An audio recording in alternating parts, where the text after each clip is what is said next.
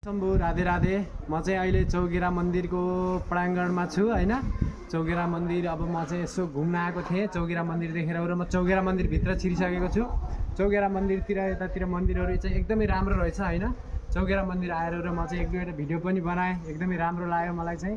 यतातिर म मन्दिरहरू सबै देखाइदिनेछु हजुरहरूलाई के छ कस्तो कस्तो छ है।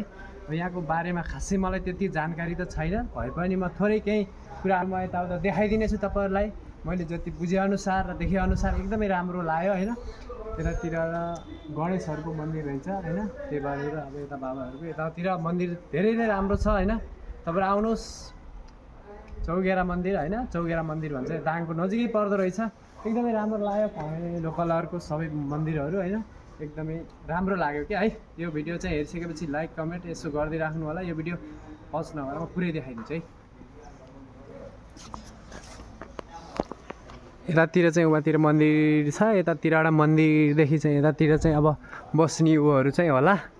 हामी चाहिँ दोस्रोमा आएको थियौँ ठेक्का लाएर। मन्दिर एकदमै पहेँलो राम्रो कलरको देखिराखेको छ अहिले चाहिँ हैन। हामी चाहिँ दिउँसो आएको छौँ नि त, त्यही भएर र अहिले चाहिँ अलिकति घाम छ, त्यही भएर पनि अलिकति उ नदेखिया होला जस्तो लाग्छ मलाई। यो चाहिँ श्री गणेशको मन्दिर रहेछ हैन। त्यसपछि यतातिर चाहिँ आरतीहरू सायद हुन्छ जस्तो लाग्छ मलाई। यहाँ चाहिँ ठुला ठुला घन्टीहरू छ, त्यही कारणले पनि अब यता भित्रतिर चाहिँ म गएन।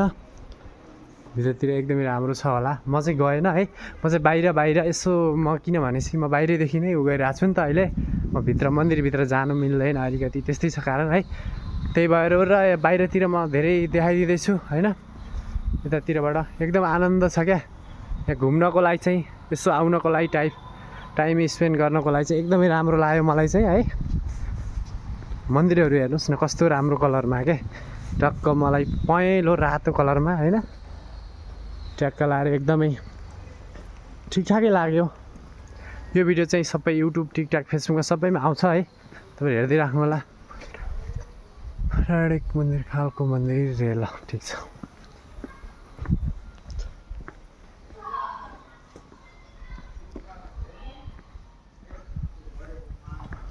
चाहिँ गेट भयो। गेटदेखि हामी चाहिँ भित्र आएका थियौँ।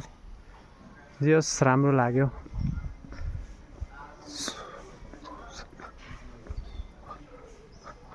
पुष्पराज थान रे यो चाहिँ पूजा हुने रहेछ यहाँ चाहिँ। ल यस्तै हो ट्याक्क टुक्क लाएर ठ्याक्क जे होस् रमाइलो छ। उतातिर चाहिँ घाम परिरहेको नि त, त्यही भएर यतातिर चाहिँ राम्रो देखिन्छ क्या।